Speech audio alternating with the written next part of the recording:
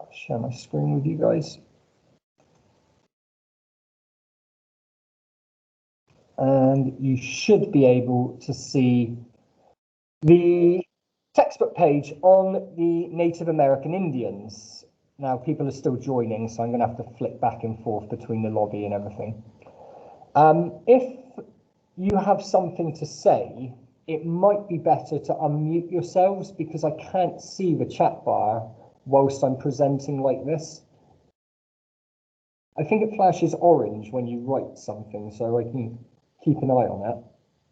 But it might be easier to unmute yourselves. See if we can get Ryan in. I know he's having issues.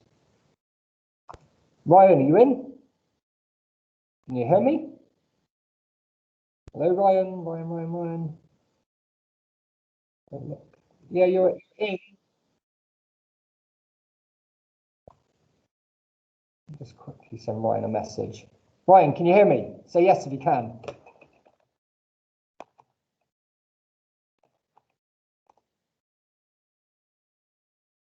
Oh, brilliant. Okay, well, yeah, if that's what works, mate, then that's fine. I'm going to record it. It's actually recording now, and I will post the recording to show my homework. So let me now take you to the textbook. And we're going to start with the American West, and we're going to start with the lives of the Plains Indians. Now, quite often, a question will come up about the Plains Indians. Sometimes they ask you about why they were so well suited at living on the plains, but that's what they did last time. And sometimes they ask you about the reasons why their way of life was destroyed. And if you're going to explain how and why their way of life was destroyed, then you need to know those key aspects of their ways of life. Do you remember when we looked at the aftermath of the Battle of Little Bighorn and we looked at how the government attacked the Native American culture and they banned them from doing things like the sun dance? That was a way of destroying the Native American way of life. Okay, so we'll get onto that bit in a minute. Now, I am going to whip through this, and I don't expect you to write loads of this down. These lessons, or at least this part of the revision session, is definitely on YouTube. You can go and watch a 30-minute revision session all about the lives of the Native Americans. Now, some other people still want to come in, so bear with me.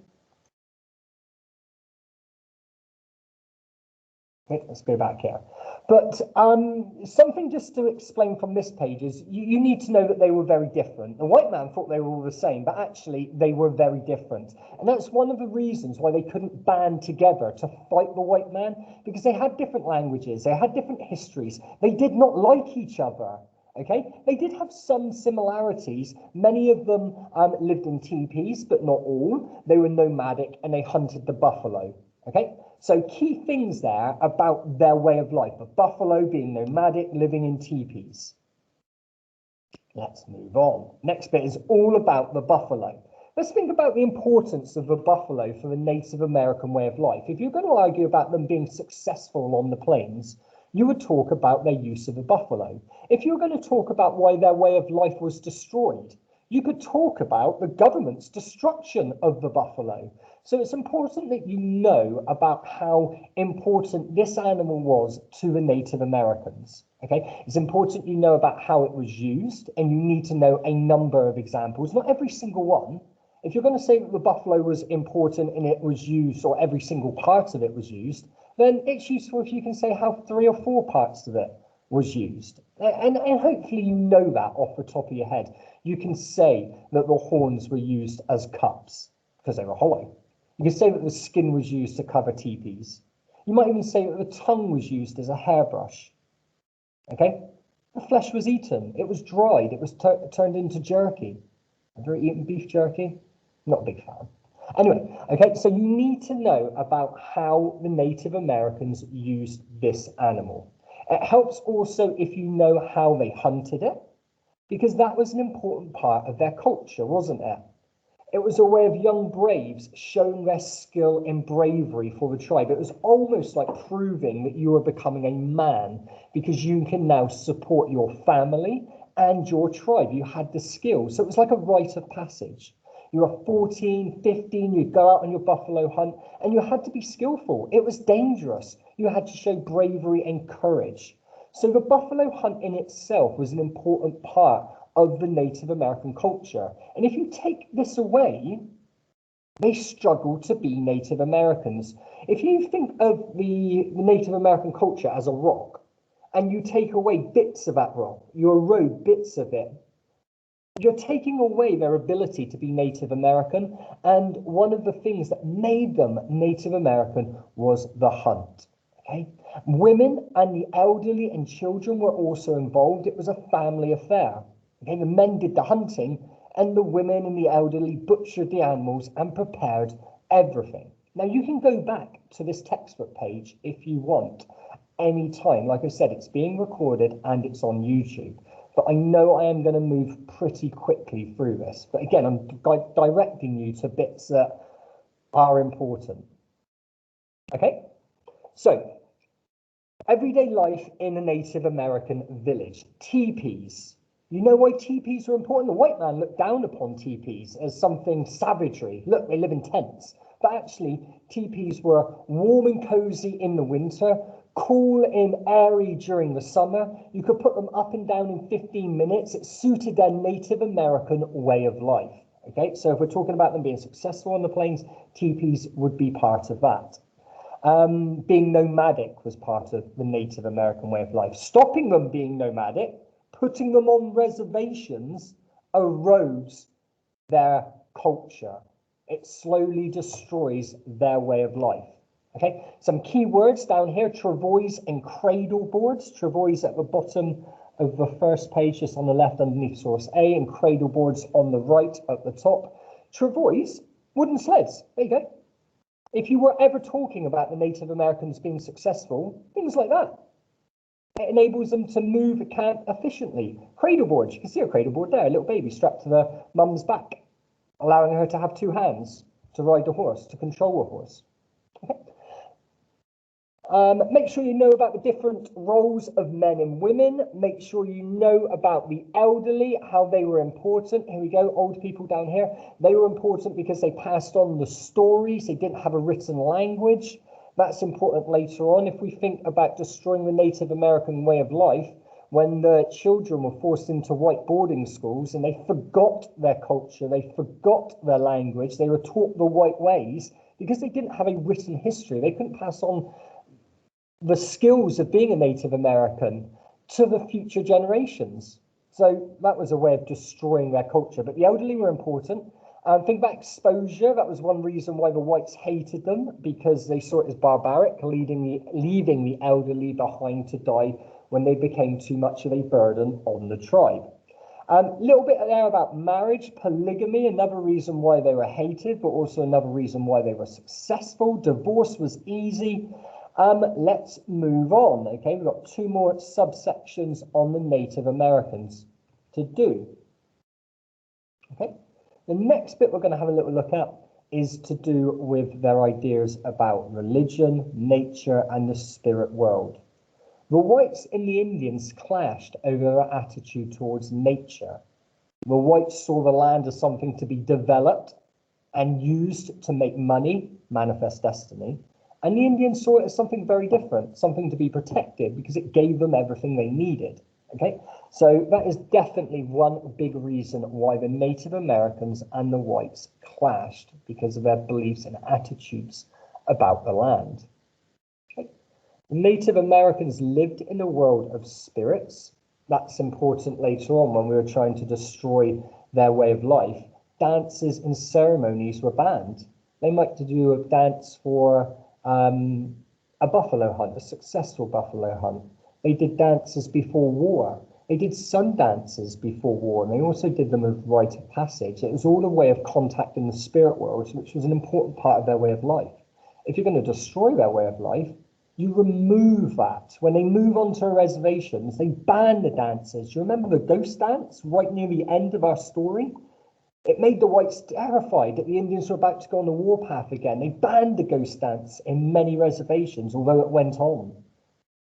Okay, so they lived in a world of spirits. You need to do some revision about the importance of the spirits and dances, especially things like the sun dance. Okay.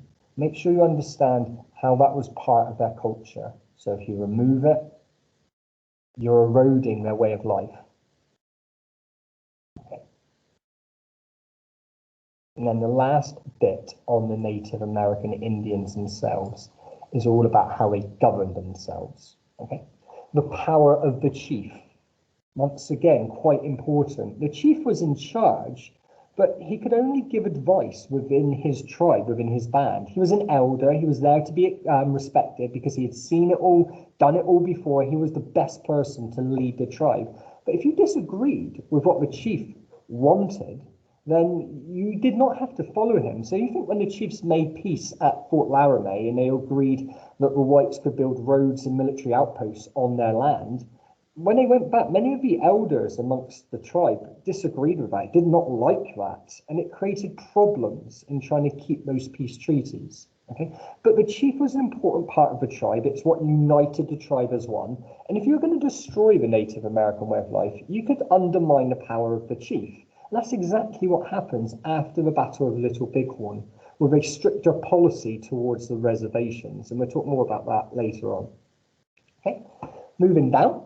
We've got a little table there of how the Indians divided themselves, how tribes could divide themselves to ensure that they stayed successful on the plains, because the Sioux, at their largest, numbered 10,000. 10,000 people all living together is somewhat problematic, especially when you think about hunting. So the tribe would split into bands. Okay.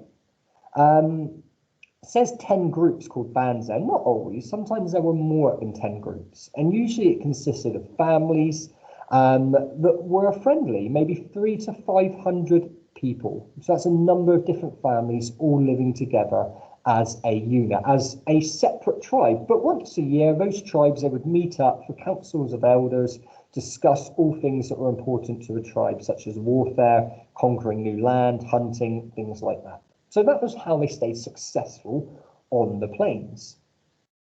Got something there about Indian punishments. You don't really need to know much about that. I just heard it go bing bong, so I think somebody wants to come in. So let Gabriel in.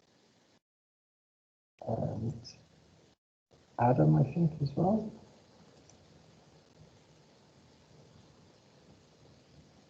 Okay, Gabriel and Adam, I hope everything's going well. I hope you've been allowed into it. It looks like you've joined now. I hope you can hear me. We're just having a look over the Native American way of life. We've been discussing that what makes them successful on the plains, but we've also focused probably a little bit more on what you could do to destroy their way of life. Okay, so let me continue with this.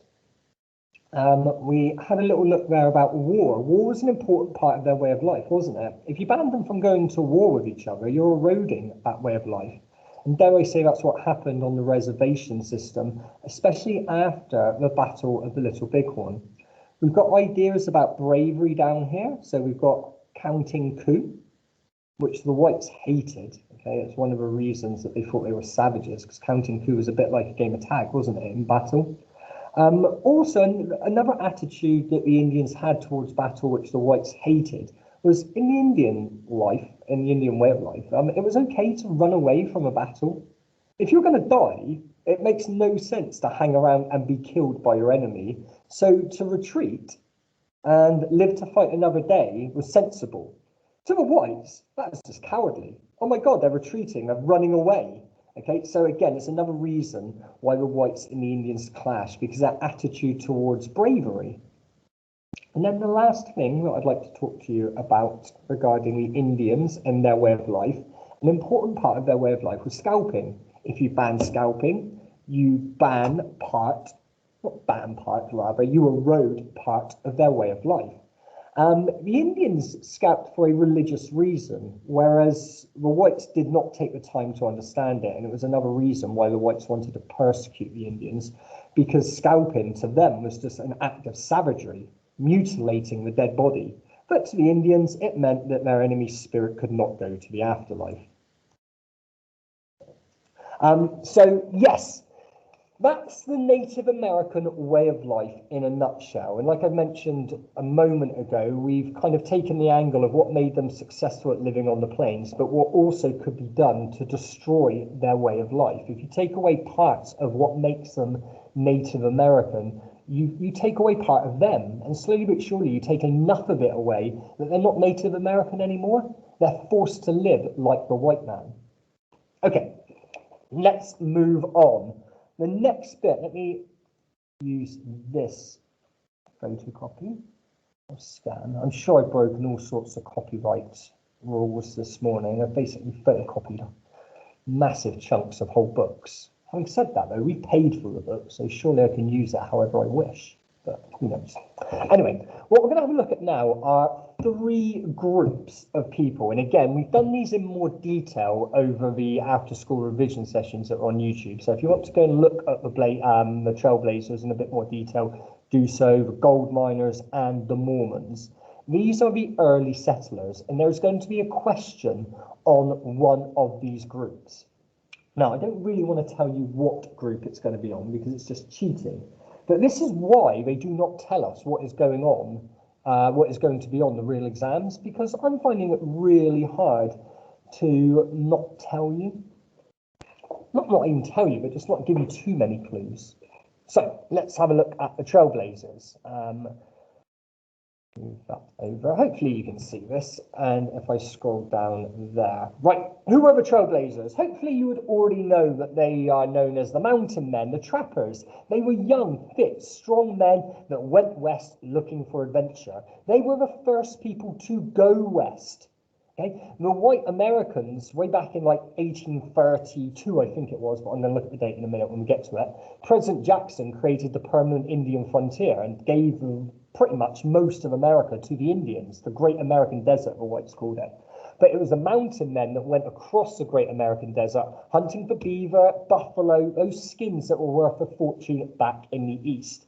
And inadvertently, they didn't mean to, but they ended up blazing the trails that everybody else followed. If you have a look at this map down here, it really is the Wild West. Not wild in the sense that it's dangerous because there's lots of guns yet, but it was wild. There was nothing there.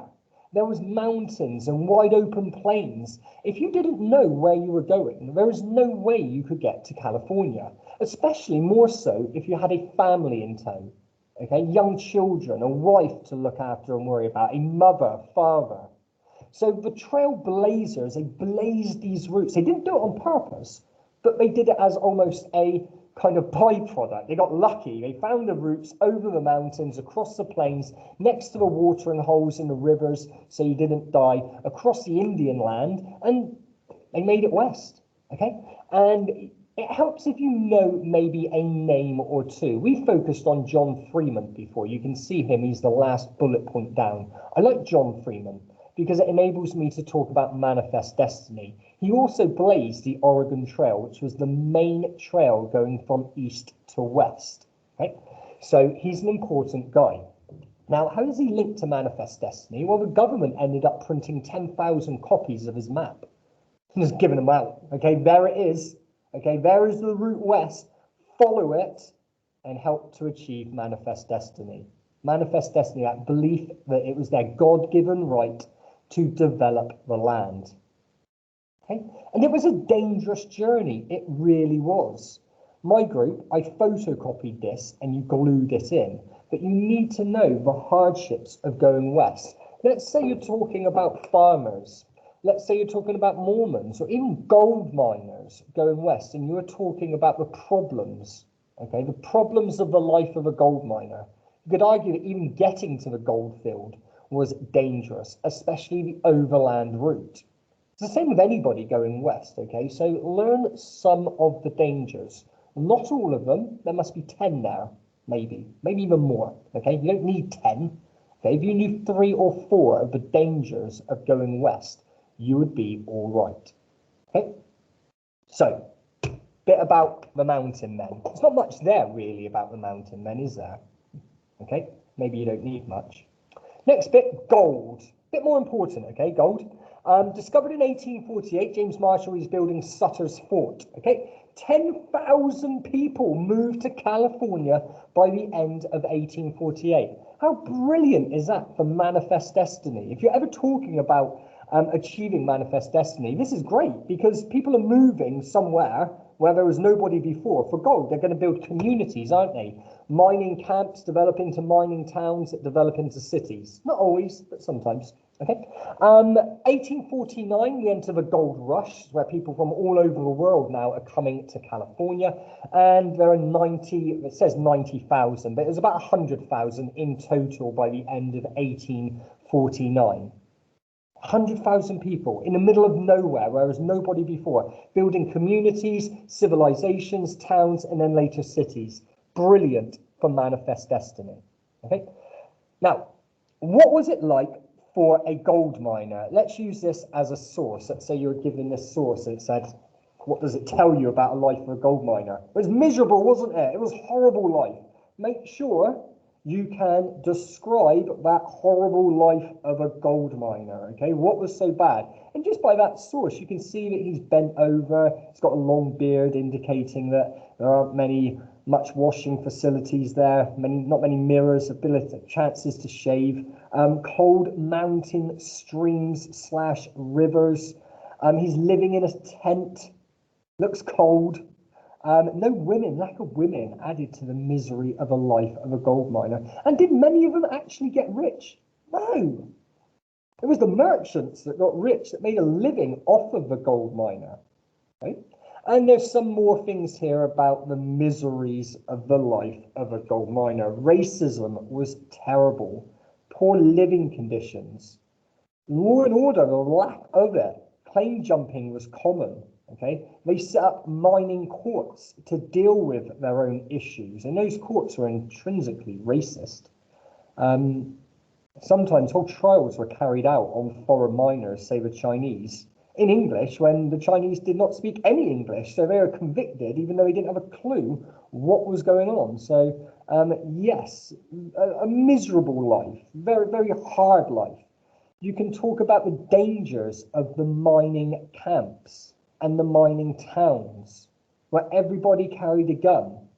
24-hour drinking, like goes hand in hand, doesn't it? 24-hour drinking and everybody carries a gun. There is going to be murder. Gambling brings in the worst type of people, the thieves, the robbers. Okay, so plenty there for you to talk about what it was like to be a gold miner. Make sure you can. Now, move on to the third group of the early settlers, the Mormons. Now, the Mormons are a bigger topic than the other two. Okay? It doesn't mean that you should spend longer revising it, but it is bigger. It's divided into three parts. You've got the Joseph Smith part, up until when he's murdered. And then you've got the Brigham Young part that takes them to the Salt Lake City. Well, it's not a city, is it? This great Salt Lake bed, and they turn it into a city.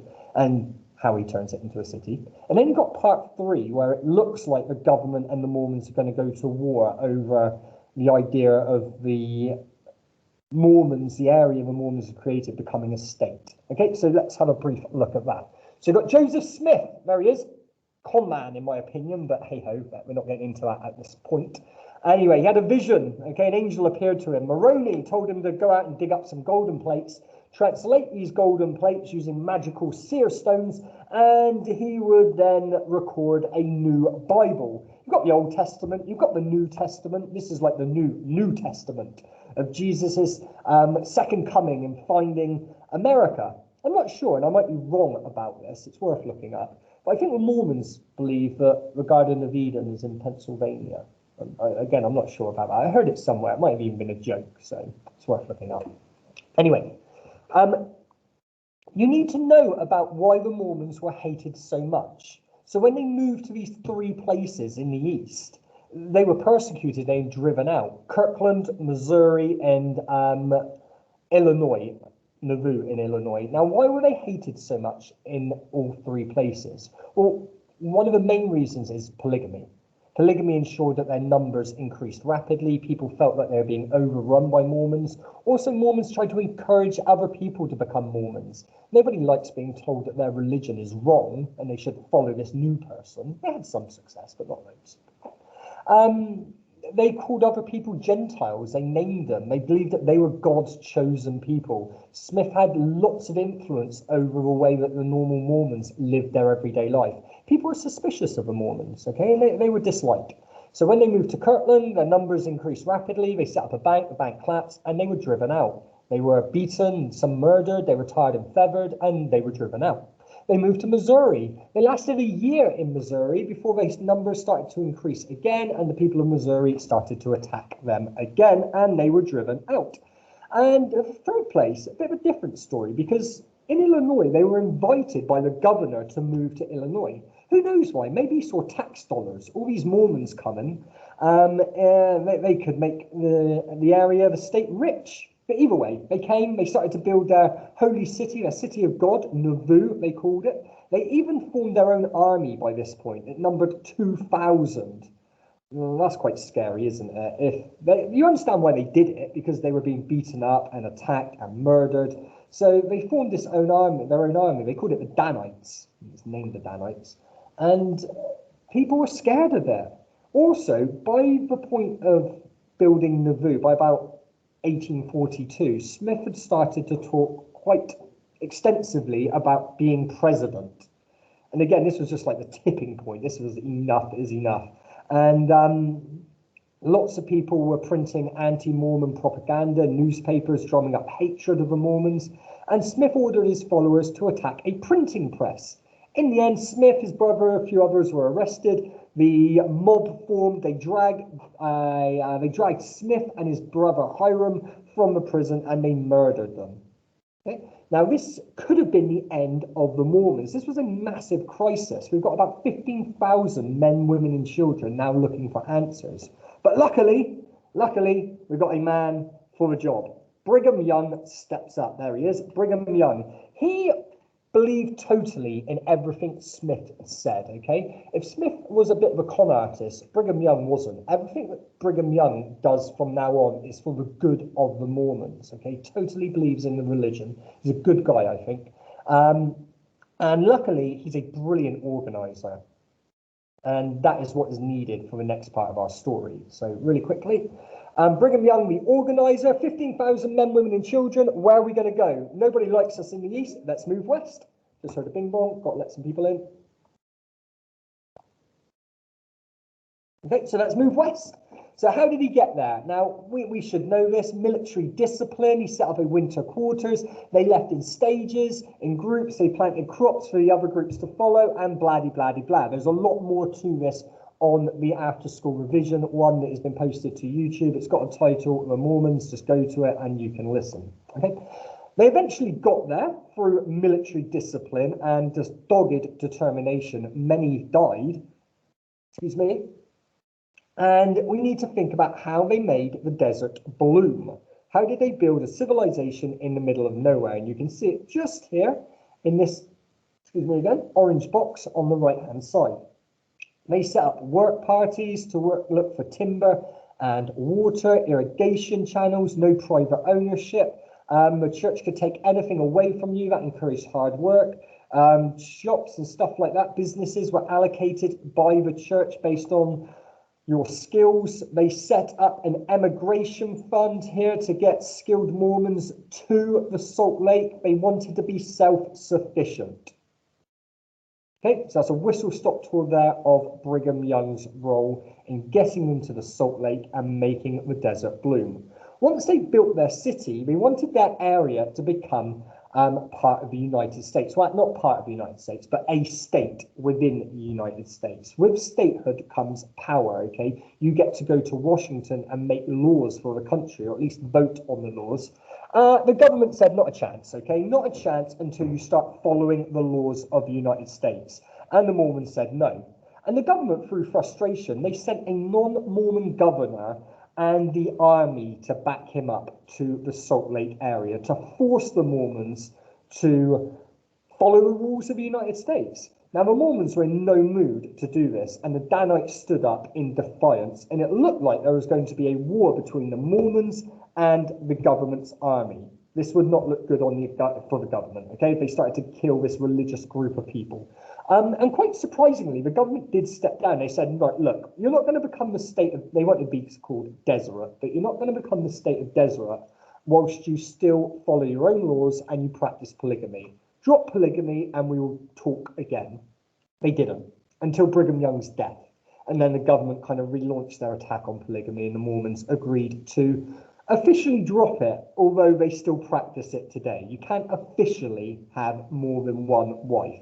But if you wanted 10 wives that you just call your wives, then absolutely you still can. Okay, so that's part 3 of the Mormons. Now, one of those 3 sections is coming up: the Trailblazers, the Mormons, or the gold miners. If it's the gold miners, make sure you can talk about the miserable life. If it's the Mormons, be able to talk about their making the desert bloom. And if it's the Trailblazers, it probably won't be. Okay, let's move on. Right, that's the early settlers. Let's have a look at the Civil War now, because the Civil War is going to be on your exam in some way. Excuse me, let me have a drink. In some way, shape, or form. Now, the Civil War is divided into 3 sections. Not all 3 sections are going to be on your exam, just one. So, what you're going to hedge your bets with. The first section is all about the causes of the Civil War. The second section is all about the effect it had on people that lived through it at the time. And the third section is all about Reconstruction. Okay. So, whistle-stop tour of the causes of the Civil War. Got my eye on the clock, okay? I want to get through this as quickly as possible now.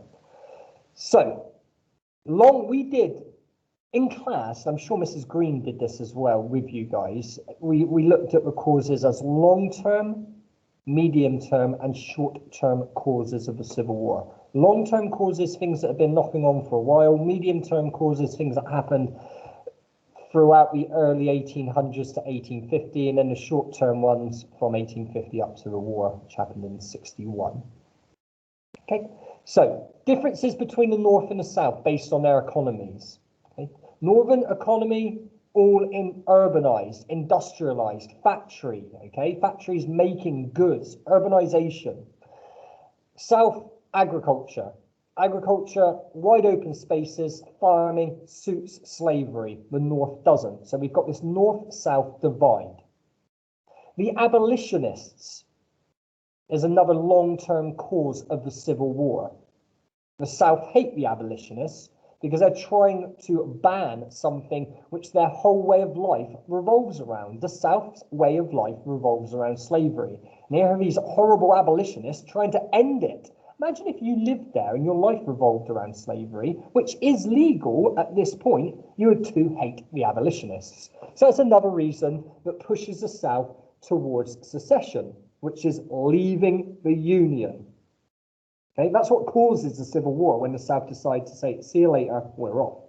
Okay, so those are the 2 long-term causes.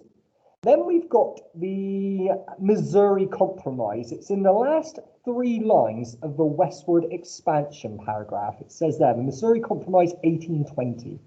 Okay, because up until this point, we'd had an equal number of northern and southern states. 14 northern anti-slave states and 14 southern pro-slave states. It means they keep each other in check. Neither side could outvote each other on any key issues within the United States. And then Missouri wanted to join as a slave state, and the North says no, because that would give you an advantage. And then Maine wanted to join as a free state, and the North said yes, okay, everything's equal now. We'd have 15 anti-slave states in the North and 15 pro-slave states in the South. Everything's equal again, so nobody can outvote each other. Okay? But it did push forward this issue of slavery. It showed that there was a divide within the country, especially when the North drew this line across the United States, the Missouri Compromise line. And the North you can see where the North are behaving a bit like a bully in this relationship. It's definitely not an equal sharing of power, even though it's an equal sharing of states, because it was decided that there was to be no new slave states beyond that line. Okay? That was somewhat worrying to the South, trying to pin in their way of life. Now slavery cannot spread into northern states. The South's getting angry. And then we got the California Compromise, where California is allowed to join as an anti-slave state, a free state, giving the North a 16 to 15 state advantage. The South was so unbelievably angry by this. But the North said, hey, look at this big area of land here, this New Mexico territory. It's now become part of the United States. We're going to leave it open to popular sovereignty. Okay, they can decide upon slavery for themselves. And bearing in mind it's in the South, they would probably choose to be slave states. Now it's just about enough to keep the South happy. Okay, not much, mind. Because then we get the Kansas and Nebraska Act in 1854, and this was all over the building of a railroad. The South spent a lot of money to ensure a railroad could go through southern states. And the North said, no, not a chance. It's going to go through northern states, which angered the South. But the North then said, hey, look at Kansas and Nebraska, these two huge territories that are soon to become states. Okay, we're going to turn those over to popular sovereignty as well, so they can decide upon slavery for themselves. Now, that essentially undoes the Missouri Compromise, which, again, keeps the South just about happy, but they're getting really annoyed with the North at this point, and they're getting close to secession, leaving the Union. Now, this creates an unforeseen problem, because now Kansas and Nebraska are open to popular sovereignty. The South encouraged their settlers to move to Kansas, and the North encouraged their settlers to move to Kansas. So when there's a vote, they can try to outdo each other. And that leads to a period known as Bleeding Kansas, 1854 or 55. Actually, it's 1856, so it's the 2 years after the Kansas-Nebraska Act, leads to Bleeding Kansas. The first time the North and the South have come to blows and murder because of slavery, and this is a sign of things to come later on. And then, lastly, Lincoln being elected as president. This is the short-term cause of the Civil War. It's the spark that kicked everything off. Okay, this not forced, but because of this, North Carolina was the first state to secede, to leave the Union, shortly followed by 6 others. Lincoln then declares war, and then all the other states also leave in solidarity, and the Civil War is now on. Okay, so some stuff there to revise, definitely some stuff to go over. What we're going to have to look at now is a really brief look at the effects of the Civil War on the people that lived through it. This is what you did on your last mock, so maybe this little bit here isn't going to be on your next mock. Don't know, who knows? Okay, so a few things to mention. The social impact, well, recruitment and conscription was introduced, so people were forced into the armies. You have the Emancipation Proclamation in 1863. That's when Lincoln unofficially frees the slaves. Many southern slaves then run away to join the northern ranks, the northern armies, but probably not going to need much about that. The economic impact on the North was a lot less than it was on the South. The economic impact on the South was disastrous. Hyperinflation struck, the cotton industry fell through, the floor bottomed out. They were starving because many of the big plantations refused to grow food and carried on growing stupid stuff like cotton that isn't going to help feed the soldiers or the people. The Union destroyed the railroads in the South, which meant it was hard to get supplies and food around. There was a blockade, a naval blockade by the North, which stopped food getting into the South as well as weapons. So the South was devastated, it really was. In social impact, you can mention about the women taking on the traditional male-dominated roles, the male-dominated jobs. Who's that joining us at this late stage? Luke. What two southern states didn't then, Ethan? Off the top of my head, I couldn't tell you, but I wouldn't be surprised. They didn't fight with the North if they didn't secede. Let's worry about it at a later date, okay? And we can have a discussion about that later on. Okay, so that's the economic and the social impact on the people that lived through it. Notice how I was very quick on that section. Let's spend a bit more time on this section, okay? Now, what we're going to have a look at now is reconstruction, rebuilding the nation.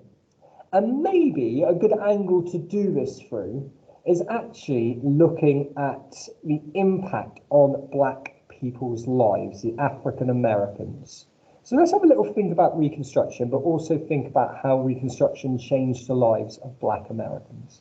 So Andrew Johnson is the first part of Reconstruction, and Andrew Johnson introduced the Oath of Allegiance. Do you remember that? To try to bring the South and the North back together. They hate each other, okay? The South's just lost a war, and now Andrew Johnson needs to try to unite a country divided by war. That is a challenge in itself. So he introduces the Oath of Allegiance. So all the Southerners have to do is swear a promise to the Union, and they will get their land back in any businesses that might have been confiscated. It was very easy to lie, but it was a starting point, isn't it? It's moving the country back together. Then we've got the 13th Amendment, which affected African Americans in a big way because it wrote into law what Lincoln did during the Civil War. Lincoln issued the Emancipation Proclamation. Well, that didn't become law until the government wrote it into law, and the 13th Amendment did that. In response to the 13th Amendment, many southern states introduced black codes as a way of trying to keep black people down. It's like, right, you've taken away our slaves, but no way are we going to treat black people equal to white people. So black codes were introduced. One of the best examples of this, I think it's in Illinois, but it doesn't really matter, is where they introduced a law that said any black person that did not have a job could be arrested and forced to work for free. Now, bearing in mind, not many white people wanted to employ blacks. There were going to be plenty of black people who are unemployed, and they could be arrested and forced to work for free. It's just slavery all over again, isn't it? But in a different name, in a different guise. So that was quite scary. So black codes were introduced. As a response to that, we have the Civil Rights Act. And probably the biggest example of that was the 14th Amendment, which granted citizenship to all former slaves. So now they were citizens just like white people, okay? Which means they should be treated equally by the law. Now that did not happen, absolutely not. We think of segregation in America right up until like the 1950s and 60s. So they were not treated equally under the law, but it's a step in the right direction, isn't it? The 14th Amendment. And then we've got the 15th Amendment. Where are you? You're down at the bottom there, in 1869, which granted black male suffrage. Okay? All black men could have the right to vote. Was it Delaware, Kentucky, Maryland, and Missouri? Okay, Ethan, thank you for that. I'm going to have a look at that, those states, and see if there was a reason why they didn't. I'm quite surprised by Missouri. Actually, Delaware as well, actually. But anyway, not to worry, not to worry. Okay, moving on. So we've got some key examples here of how African Americans were affected by the Civil War and Reconstruction, especially. What else happened with Reconstruction? Well, there were plenty of southern states, you can see them in purple here, that refused to ratify the 14th Amendment. Remember the 14th Amendment that granted blacks citizenship, equality before the law? There were plenty of southern states that said, no way are we going to do that. Not a chance are we going to give them equality before the law. So the North basically invaded again. They didn't invade as such, but they took control of these southern states. And they say, look, you're going to be run by northern generals. They are put into military districts to be run by northern generals until you ratify the 14th Amendment, until you pass it. And one by one, they all fell into line because essentially they've got no freedom. Ratify the 14th Amendment and you get control of your state back. So all the governors eventually said, okay, we will do that. It's another key part of Reconstruction. What else? Now, we can look specifically at Black Reconstruction. We can think about all the churches that were set up across the South. There are over 1 million Black Baptist churches in the South by 1890, which is good because they start to form these mutual aid clubs and societies. They bring African Americans together. We have the building of schools, Black schools for children that had never been educated prior to that. So important developments there within the African American society. At the top of the Carpetbaggers and Scallywags paragraph, there's a little bit that links African Americans to state and federal governments. Over 600 now are serving in state governments. That's really important because now we've got Black people arguing, the TOS arguing for rights for Black people, which had never happened before. So that's an important part of Reconstruction. The Carpetbaggers and the Scallywags, an important part of Reconstruction.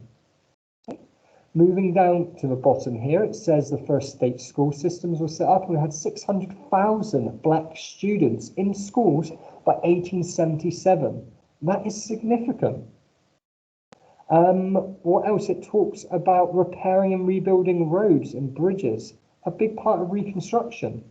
The Ku Klux Klan, a part of Reconstruction, not positive, but it's definitely a part of Reconstruction. It impacted Black people's lives. Sharecropping and the exodus to Kansas to get away from the racism. Hopefully you know what sharecropping is. Okay, now you're a free slave. Yesterday you were a slave, now you're a free slave. Just because you're free doesn't mean that you actually have anything. Before, your master gave you accommodation, he gave you food, he gave you the tools to farm, to feed yourself. Now all that's gone. So now you have to go back to the white masters and say, hey, look, can we come to a deal? And the white master always abused that situation because they knew that the ex-slave needed them more than they needed the ex-slave. So they would strike a deal where they would lend them the land, the equipment, the seeds, anything they needed, but in return, the white landowner would take the bulk of the crop. It wasn't shared equally. So, that is Reconstruction. I'll be revising that. Let me move on. Right, what's the time? Oh, nearly had an hour. Wow, scary. I want to get off of this. What should we get on to? Right, the Indian Wars. We're going to get this done now in 10 minutes. Right, so whilst the Civil War was raging on, so was the Indian Wars. In fact, the government kind of turned a blind eye to what was going on with the Indians whilst the Civil War was in full swing. And you can understand why. Civil War takes priority. Once that's gone, the government can kind of relaunch their attack on the Indians. Because throughout the early settlers, like the gold miners, the Mormons, and the Trailblazers, the governments had opened up the flood paths, the floodgates to the west. And it's very hard to close them again, to stop people going west when many people are going west for new opportunities, to better themselves, to improve the lives of their children. So the government realised now and actively encouraged Manifest Destiny. But let's go back just briefly to the permanent Indian frontier, 1834. President Jackson draws a line down America. This is before there was even really any migration westwards. And he gave the Indians this huge area of land. But as we mentioned before, the Trailblazers, the Mormons, and the gold miners, they break the permanent Indian frontier and they move west, along with the early farmers. And it looks like there's going to be all-out war between the Indian nations and the white settlers. That war is avoided at Fort Laramie, 1851, the first treaty at Fort Laramie. And basically, it was the first introduction of a reservation system. The Indians didn't have to move on to a reservation as such, but it was agreed with the government where the Indian territories were, and the Indians were to stay on these territories. Okay? The Indians also agreed with the government could build military outposts and roads through their land. Now, both sides made radical promises that they were not likely to keep. Okay? And that's one of the reasons why the treaty broke down. Another reason why the treaty broke down links back to the Indian chiefs, who could not make promises for everybody in their tribe, and some chiefs agreed at Fort Laramie, made agreements that members of their tribe did not like and did not follow. So both sides broke their promises at Fort Laramie. And that leads on to the Indian Wars, because Little Crow was one of the groups that had agreed to voluntarily to move on to a reservation, an area of land which was his that had had no white settlers ever moving through it. When he moved there, unfortunately, the land that had been promised to him did not live up to expectations. His corn crop failed, government rations that had been promised did not come, and 12,000 of his people were starving, and he led them off his reservation, attacking whites and causing chaos. It took 3 months for the army to come in and put down the insurrection. But in that time, horrible stories have been printed about what the Indians were doing. Apparently, they were nailing children alive to trees and raping women. And any white settlers that had any sympathy for the Native Americans, that was eroded during this period that became known as the Indian Wars. But the Indians weren't doing anything bad as such. They were fighting for their survival. His people were starving to death, but the whites were never told that. They only read the stories in the newspapers of the Indians acting in this barbaric way. Okay? So that was 62. The following year, we have the Cheyenne Uprising. This is a Sand Creek Massacre. So Black Kettle, another leader, moved onto a reservation and was starving on the reservation. He led his men off and he stole food, but he did not kill anybody. He raided government stores and white settlements, and he took food only. Okay, yet a Colonel Shivington was ordered to hunt down the Cheyenne wherever possible, and he hunted them down so badly that Black Kettle, he rode into camp, into the army camp with a white flag, wanting peace. And peace was the last thing that the army wanted, and Black Kettle was ordered back to Sand Creek, where Shivington massacred the tribe the next day. Now, understandably so, the Indians went on the warpath after this horrific massacre where women were violated and mutilated in the absolute worst ways. And it's understandable why the Indians went on the warpath again after this, and it took like another 5 years and £30 million to put down the war which followed. But once again, the Indians come across as the bad guys, and these events, these wars, cement the white attitude towards the Indians. It means that the average settler is now more likely to support harsh government policies towards the Indians. Okay, so that's Sand Creek. After Sand Creek, we have Medicine Lodge, the Medicine Lodge Treaty, that is the peace treaty at Medicine Lodge, which forced them onto even smaller reservations. The government already realizes at this point, small reservations equals a destruction of the Indian way of life. Moving on to Red Cloud's War. Red Cloud's War was different. They discovered gold in Red Cloud's territory. The Bozeman Trail was set up, and thousands of miners descended into Red Cloud's territories. The army was sent in to protect the miners, and Red Cloud ambushed Fetterman, the captain, and the army, about 80 men, and he massacred every single one of them.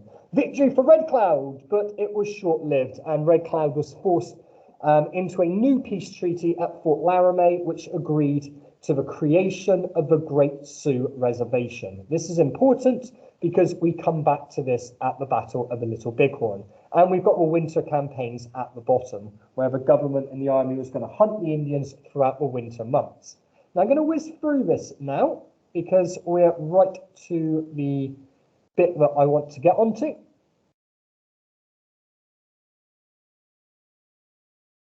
The Battle of the Little Bighorn. Now, the Battle of the Little Bighorn is important. It often comes up on exams. There you go. Okay. So you need to know about the Battle of the Little Bighorn. You need to know that they found gold in the Black Hills that was part of the Great Sioux Reservation that no Indian was meant to go onto. The government tried to buy the Black Hills, and then it gave the Indians an ultimatum: get back onto a reservation or else. Okay, and the Indians took that as a declaration of war, and I think that many Indians saw this as a last chance to defy the government. Little Crazy Horse and Sitting Bull were the leaders that refused to move onto reservations, and they were joined by thousands and thousands of other Sioux, okay, other Indian warriors and Indian families. We have the biggest encampment of Indians that the plains had ever seen. And the government think, brilliant, right, we'll destroy them all in one go. So they hatch a plan. Here is the plan. It's a three-pronged attack, isn't it? Crook from the south, Gibbon from the east, and or rather west, and Terry and Custer from the east. And this is where Custer comes into it. Because Crook engages the Indians first, by mistake, not on purpose, and is driven back. And Custer has to take up Crook's position. He's ordered to go around or follow Rosebud Creek and go around the Wolf Mountains. But Custer, full of eagerness, wanting glory, wanting to be president one day, he was a war hero from the Civil War. He defied orders, didn't he? He cut across the Wolf Mountains. He refused reinforcements. He refused Gatling guns. He worked his men damn hard to get them into position first. And we looked at this cartoon about Custer's mistakes. I would definitely do some revision over Custer's mistakes. Refusing extra men, working his men too hard, trying to get them there first, allowing them to light fires, dividing them into three different groups, not understanding the land before he rushed into attack. Okay, so make sure you know about the Battle of Little Bighorn, Custer's last stand, and why he failed. And then lastly, please do not forget this. Make sure you revise this. Okay, we're going to have a look at what happened after the Battle of Little Bighorn to destroy the Native American way of life. Now, the reservation system was ramped up. The army was put into control of the reservations. They were made smaller than ever before. The Indians were disarmed. Yes, there was more control over a reservation system. And if you have a look at these three green diagrams here, you can see the reduction in size of the Great Sioux Reservation. This is a way of destroying the Indian life. The Indian way of life was also destroyed from a political point of view. They undermined the power of the chief by not giving him the rations to hand out to the families. The food was handed out directly to the families themselves. Take away the chief, take away their ability to be Indians. Okay, this is all part of the reservation system. This is what happened on the reservations. Okay, the Dawes General Allotment Act divided the reservations into 160 acres, just like the Homestead Act did. Okay, it's like we're going to force you to be like white people. And any land left over was sold to whites. So the reservation where the Indians could just be themselves and live their own way of life was no more. Now the reservations had white people living on it. They were destroyed economically as well. They were not allowed off the reservation to hunt. That is a key part of their way of life. They were not allowed off the reservation to attack their enemies, to steal horses. Key parts of the Native American way of life that was banned now on the reservation system. And the army is on the reservation to make sure the Indians do not disobey this. Same with religion. Their religion was effectively banned. They were banned from doing things like the sun dance. There was no need to scout their enemies anymore. The medicine man's role was undermined with the introduction of white medicine. So once again, we are slowly destroying what makes them Indian. And then lastly, the real kicker is from an education point of view. Indian children were forcibly removed from their families and sent off to white boarding schools. Some day schools, but majority went to white boarding schools.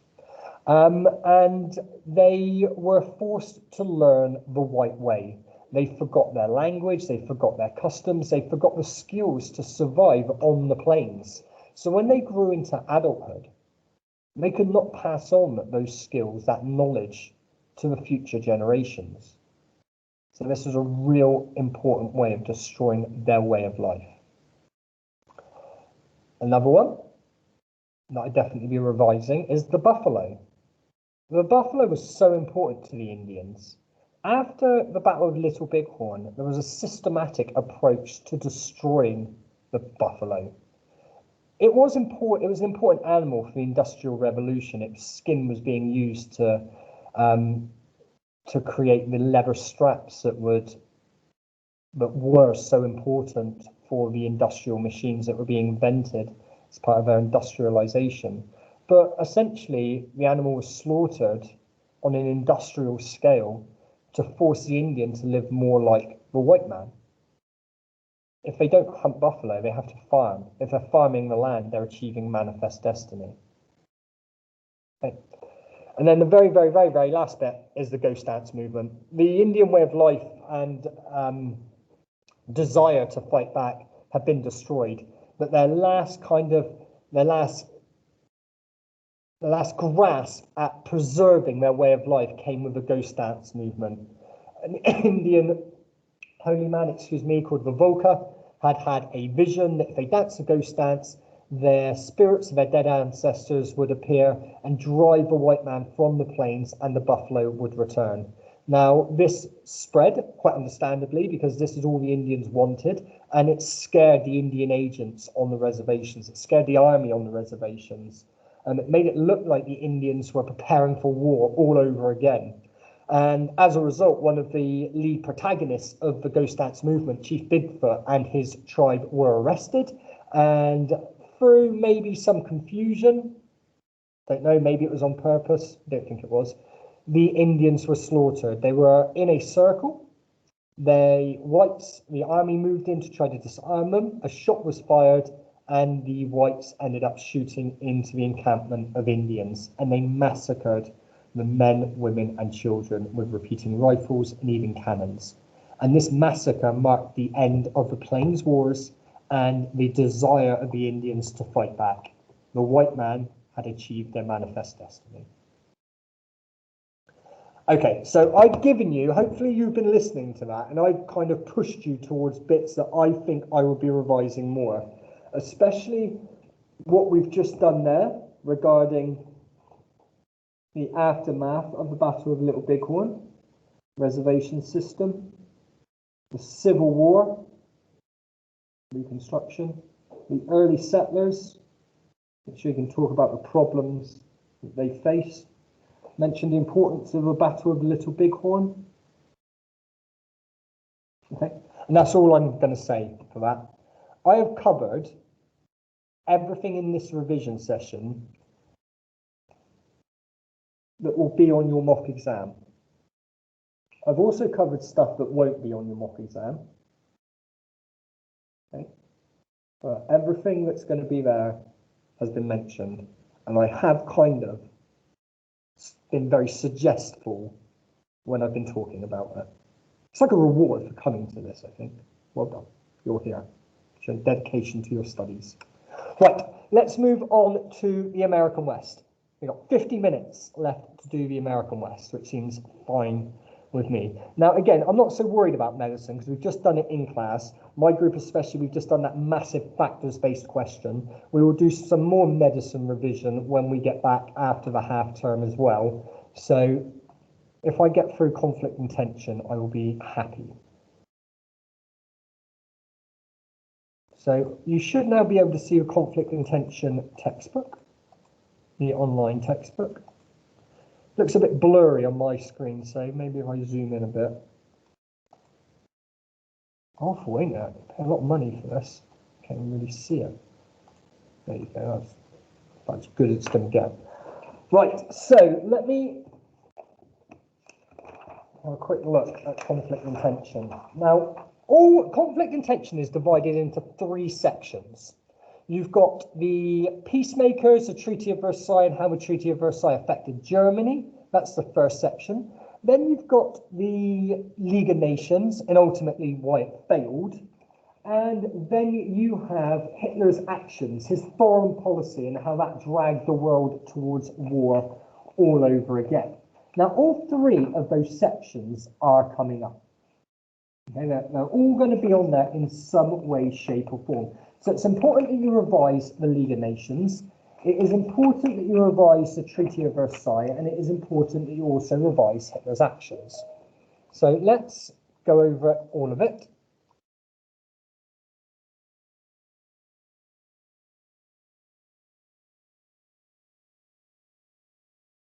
Right, peace conference. The Paris Peace Conference. The big three.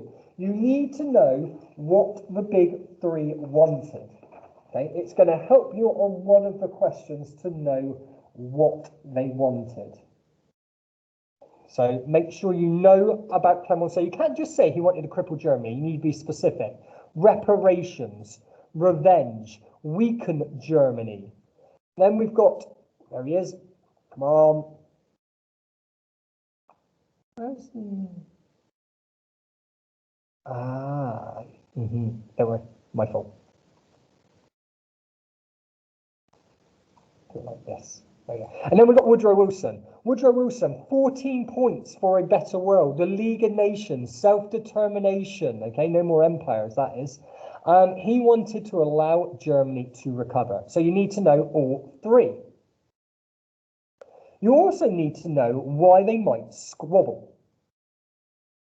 Okay, so if you look at the arguments down here around 3, 4, and 5, you've got Clemenceau, who wants revenge, and Wilson, who wants to create a better world. Of course, they're going to clash.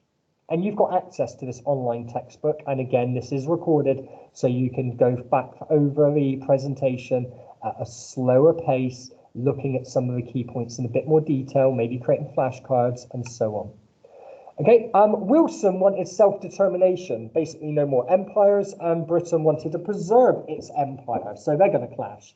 And Clemenceau wanted huge reparations, remember 6.6 billion, and Lloyd George wanted to start rebuilding trade links with Germany, and if they're forced to pay these massive reparations, then we're not going to be able to trade with Germany, and our economy will suffer. Now, you need to know the Treaty of Versailles. I hate this diagram. I much prefer the one that I use on my PowerPoint, that all of you have, my group anyway, in your exercise books, because it divides it neatly into the 5 key areas. You've got the German land, how 12.5% of German people found themselves living in foreign countries. Posen just given to Poland, Upper Silesia taken away. What else? 10% of German land lost. Then we have the military, 100,000 men, 6 ships, no air force, and so on. We've got reparations. We've got the war guilt clause, and we've got the League of Nations. So you need to know key bits, sections of the Treaty of Versailles. Now, briefly looking at who was satisfied and who wasn't. Hey, look, I've already highlighted it. This must have been from our revision session after school. Now, the British people felt that the treaty was fair, but could have been harsher. Why? Because they'd lost so many people. There wasn't a single person in Britain that hadn't lost somebody or knew somebody that had been killed. So the British wanted them to be punished. Okay? David Lloyd George knew that they had to be punished, but he was also worried that the loss of German land and the huge reparations could cause problems in the future. Okay? So they weren't happy with that. The French, you might think, would have been happy with the treaty, because on paper it looks like the French got their way. But many people in France felt that Clemenceau had let Germany off the hook. Okay? They were happy with getting the reparations, but they wanted to destroy the German army completely, and that had not happened. And that was one of the big sticking points for the French. In fact, Clemenceau was voted out of power when the next election came around. And then the USA, also not happy with the treaty. Many people in America felt that the treaty was unfair on the Germans and it helped Britain and France to become stronger. In fact, it actually had. Okay, and many people and politicians in America favored isolationism, not to get involved in the way other countries, especially Europe, lived their lives. And because they were so against the Treaty of Versailles, it meant that they did not vote to join the League of Nations, which off the bat hampered the League of Nations. This is something that you do need to think about moving forward and for questions moving forward, okay? The USA not being a member of the League. Think about that. Okay. Right, these two cartoons are good, okay? I like analysing cartoons because you're going to get them on your exam. Okay, one of your first question on your paper is how useful is a, no, it's not, my apologies. It's going to be source A. Let's have a look at this one. Source A, the dove one on the right-hand side, source A is critical of the League of Nations. How do you know? And you'd say, hey, look, right, the source has taken the mick at the American attitude towards the League of Nations. The League is being presented as a dove with an olive branch in its hand, a symbol of peace, something good for the future, but that's not how the Americans see it. They see it not as a dove with an olive branch. This man, the senators, they see it as a vulture. He's screaming, take it away, take it away. Vultures are bringers of death, aren't they? So that's a really good cartoon. This one also, let's say it said, source A is critical of the Treaty of Versailles. How do you know? And you would say, well, look, it is critical because you've got the big three there and Orlando from Italy, so 4 of them. They've obviously just finished writing the Treaty of Versailles. You see, if you zoom in loads, there's something on the floor that says peace treaty. It's causing this little child to cry. Above the child's head, it says class of 1940, symbolizing the future. So this symbolizes German people, the children now who are crying, that are going to start the war in the future because of the Treaty of Versailles, and the big three don't really seem to care at all. So when you think about cartoons, they always exaggerate, end up poking fun at something, but usually there's an important message there. And you're going to guess a cartoon on your first question, and it's going to say something along the lines of, source A is critical of something, how do you know? So moving on. Right, how it affected Germany. You need to know this. I'm not going to go into loads of detail, but you need to know how the treaty affected Germany. It caused the hyperinflation crisis. It caused bloodshed. There were armed coups in Germany, revolts trying to overthrow the new democratic government, the Weimar government, which was bloody useless. It says just up here that Germany lost 16% of its coal, 48% of its steel. Nearly 6 million Germans now found themselves living in foreign countries. They lost an army, which meant when France invaded, they couldn't stop France invading. Remember when Germany missed the reparations payment, France invaded, and that led on to the hyperinflation crisis. So this is something that I would definitely be aware of. This is basically what we just mentioned, how fair the treaty was. 1 second.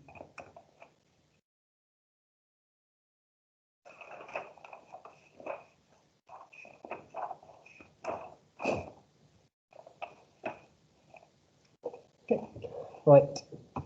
Again, this has all been revised in the after school sessions on YouTube, but it's here now if you wanted to spend some time looking over it. But I am going to move on. Let's move on to the League of Nations.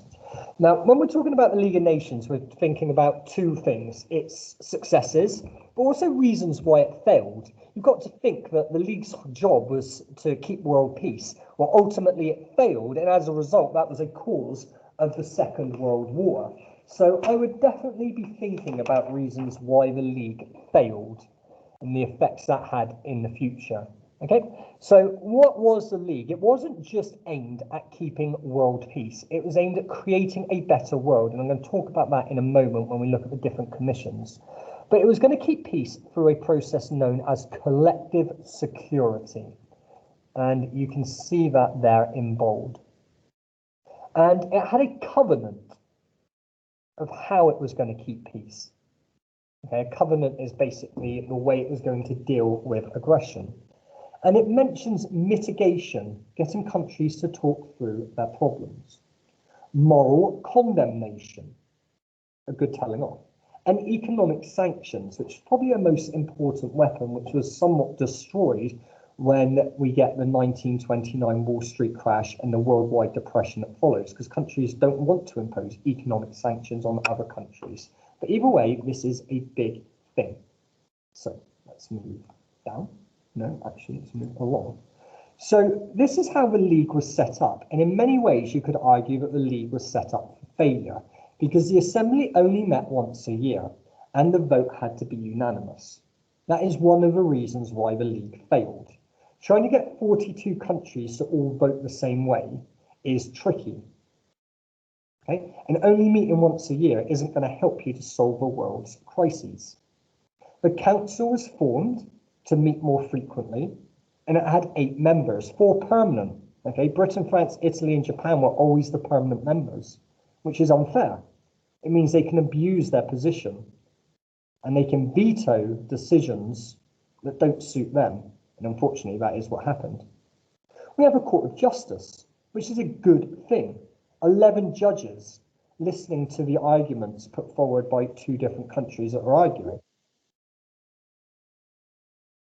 I think somebody wants to come in. Somebody's been kicked out. Thank you for checking the chat bar, Dom, and answering that question. Like I said, I don't really see the chat bar whilst I'm using this. Anyway, not to worry. The Court of Justice, it could only advise there was no compulsory rulings, which meant anything it decided upon, countries could ignore. And Japan did that, and Italy did that with the Manchurian Abyssinian crisis. They ignored the Court of Justice. Maybe if the court had an army, they could force countries. So there's another reason why the League failed. We have a secretariat, which is basically just the organisation branch of the League. Anything they decide over here, these guys put into practice. And then you have special commissions. I mentioned that a moment ago, because the League wasn't just aimed at keeping world peace. It was also aimed at creating a better world. So there's a slavery commission. Okay, so that's the League of Nations, the way it was organised, in some ways set up for failure. Now, here are some of its successes and failures throughout the 1920s. Vilna, capital of Lithuania, Poland invaded. Lithuania said, help us, to the League of Nations. The League of Nations said, Poland, excuse me, get out. And Poland said no, so the League failed. Upper Silesia, argument between Germany and Poland. The League was called in and decided that they both should have certain areas of it. It stopped a war. Success. The Åland Islands. Sweden and Finland arguing over them. The League came in, decided that Finland should get them. However, they should not build any military forts or bases. Okay, that kept Sweden happy.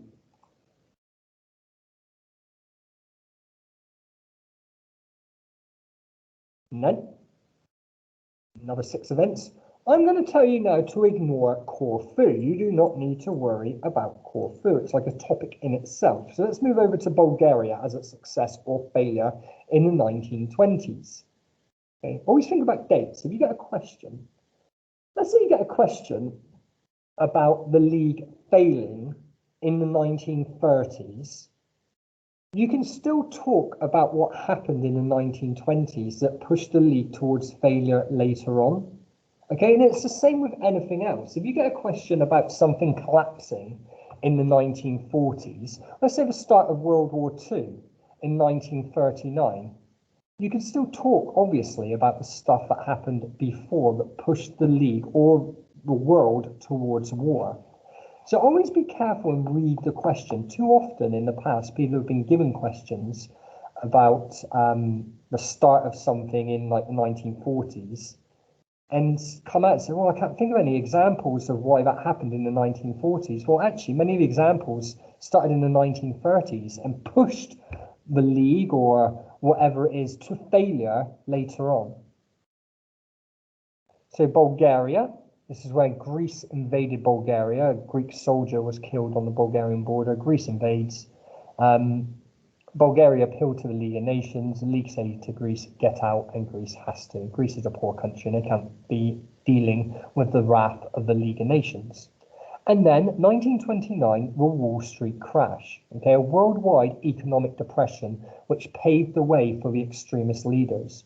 Was the League able to deal with the fallout from that worldwide depression? Absolutely not. Okay, so you could argue that's a failure. And move on. So more reasons why the League failed in the 1920s, but also you could link it to the 1930s as well, because these events caused people to lose faith in the League, which ultimately contributed to its collapse in the 1930s. So the Locarno Treaty was where Germany and France got together and signed a treaty to improve their relations. Germany basically agreed to accept all the borders created by the Versailles Treaty. This is a brilliant step forward, but it was done behind the League's back. Not in secret, but just without the League being involved. So anybody that was critical of the League could use this as an excuse or ammunition to get rid of the League. Say, hey, look, we don't need a League of Nations sticking its noses into our business. We can solve disputes between countries by ourselves, okay? Which totally understand, but it's just not good for the League. We should, in this period, they should have been doing everything they could to protect the League, because the League is a good thing. It is working to stop another world war, which everybody is terrified of. Okay, so they should be protecting the League. And in 1928, they did the same thing again. The Kellogg-Briand Pact was where 65 countries signed an agreement not to use war as a way of solving disputes, which once again is brilliant for the world, but bad for the League of Nations. Again, it gives people ammunition to say, hey, look, once again, we don't need the League. Look what we are able to achieve without the League. The League's just something that sticks its noses in to other people's business. So, two good examples there that I would argue push the League towards collapse and failure later on. Next reason that pushed the League towards failure is the Wall Street crash in 1929. And I love the title because I think the title helps to summarize the Wall Street crash from a League of Nations point of view. It was the decline of international cooperation. And that's what the League has been built on, the world cooperating. Well, now, because of the Wall Street crash and the economic depression that followed, the world was less likely to cooperate because they had their own problems, their own major problems to solve. Also, it affects the League's ability to force countries to behave themselves because the League doesn't have an army. Its main weapon is economic sanctions. Well, now countries around the world are suffering economically, including Britain and France and big countries in Europe.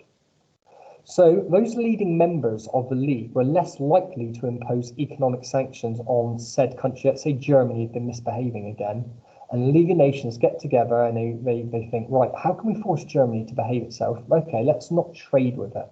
Let's impose economic sanctions.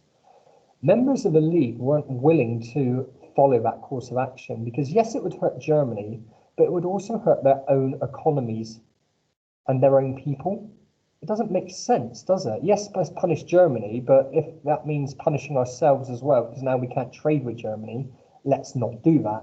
So countries were less willing to work together, but they were also less willing to impose economic sanctions, which means that the League of Nations lost one of its biggest weapons. We are pushing the League towards failure. Okay, and then we get the Manchurian and Abyssinian crises. Both of these events are somewhat the final nail in the coffin for the League of Nations. It was their failures in Manchuria and Abyssinia that caused the League to ultimately collapse. You are listening, aren't you? Okay. These two events were the final nails in the coffin for the League. Everything else that we've mentioned before is important. It's pushing the League towards failure. These are the two events that finally caused the League to collapse. So hopefully you know where Manchuria is. It's in China. Hopefully you know that Japan was suffering economically. Like literally half of all the Japanese factories had closed down. Employment had fallen by 30%. Life was miserable in Japan. And they saw invasion of another country as an opportunity to improve their own economies. And you've got some reasons here for the Japanese invasion, mostly tied into their economy. The Mukden incident helps us to understand how the Japanese justified the invasion. They basically blamed it on the Chinese and said we were attacked by the Chinese first in the South Manchurian Railroad and we're just getting our revenge. Everybody knew that the Japanese overreacted. Even if they had been attacked by the Japanese, that doesn't justify a full-blown invasion of Manchuria. And in fact, it wasn't even the Japanese government that decided upon it. The army took it upon themselves to do so, but the people supported the army, so the government had to continue supporting that course of action. Now, what did the League actually do? Well, the League was not really decisive in its action. Okay? There was no clear owner of Manchuria, even though China did own it. It had been owned by other countries in the past, including Japan. So that was a reason to invade, or not to do anything rather. The League of Nations headquarters was a long way away from Japan. Japan was a powerful member of the League, okay, and they were believed at the beginning. Many people believed what Japan was saying. On top of that, the League could not afford to send an army or anything like that over to sort Japan out. Economic sanctions wouldn't have worked because the Japanese's main trading partner was the USA. This is something to definitely think about. Remember when we spoke about the League failing because the USA was not a member? Well, here's one of those reasons why it was important for the USA to be a member. Because the League's main weapon was economic sanctions. They couldn't impose economic sanctions on Japan because it simply would not have worked without America being on board. So in the end, the League put together a commission of inquiry headed by Lord Lytton. It took a year to publish. That's shocking. Everything's left in limbo for a year. And the League basically Lytton found what everybody already knew, that Japan was the aggressor, Japan was at fault, and Japan was issued with moral condemnation. And we can see that there in that cartoon. Here's Japan thumbing its nose to the League of Nations while the Lytton report, or the judges within the Lytton report, are scrambling over this big book, trying to decide what to do with Japan, and Japan simply does not care.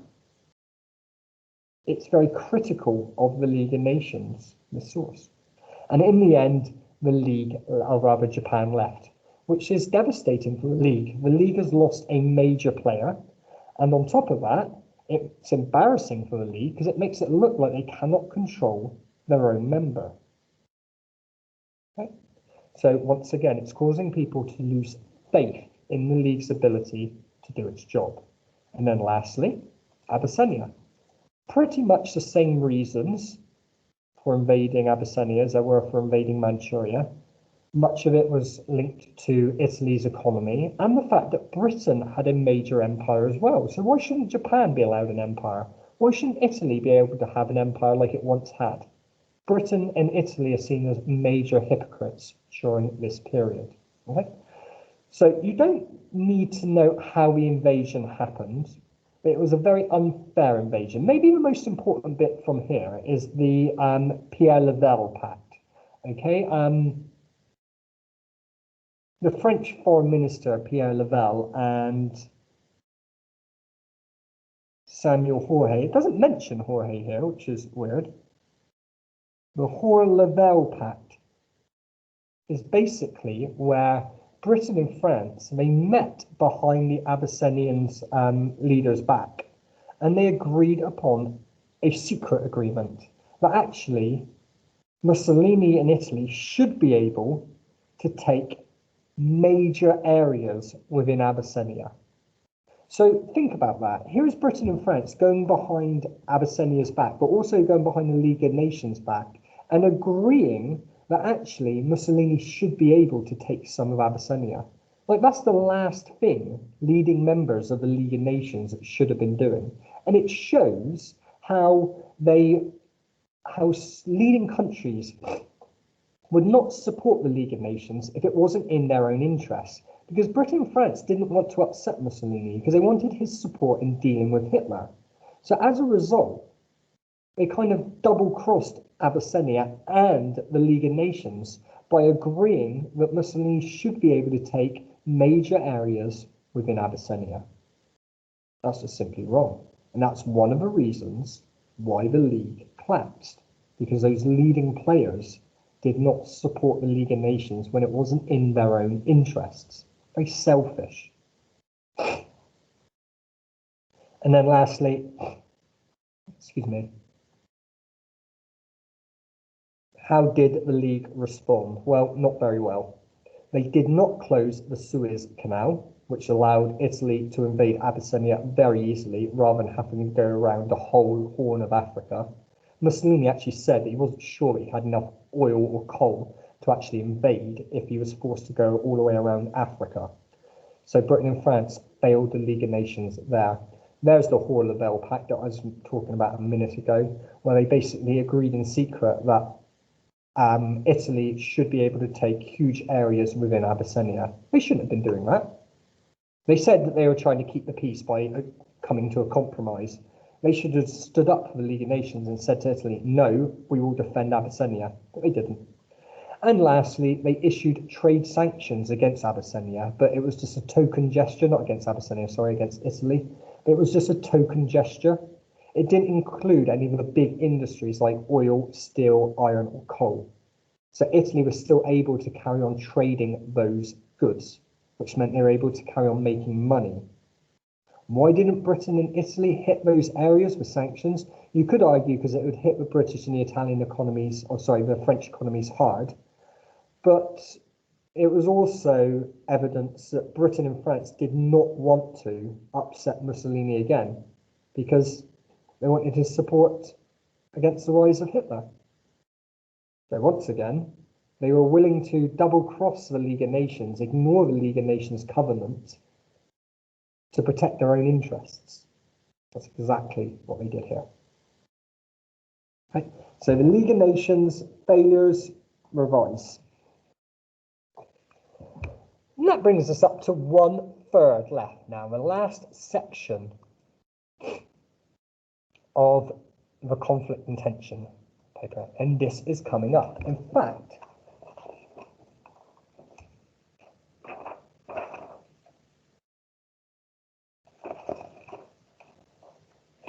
two out of 4 questions are going to come from this section. So revise this section well. So you need to know about Hitler's foreign policies. You need to know about Lebensraum, living space in the East. Rearmament, key part of his policy to destroy the Treaty of Versailles.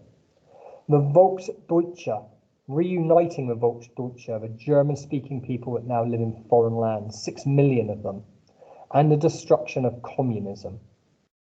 Okay, this pushes Stalin, the USSR, towards Britain and France to begin with, but later on, Hitler and Stalin signed the Nazi-Soviet Pact.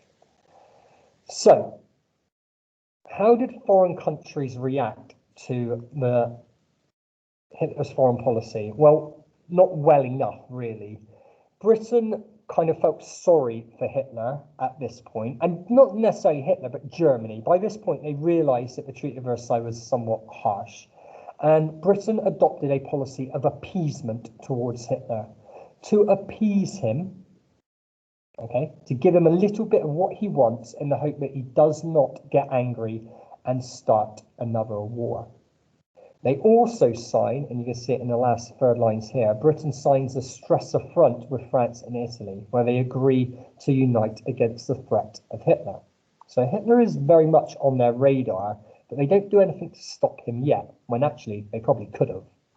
France was suffering economically, massive economic problems in France, so much so that they simply could not concentrate on Germany.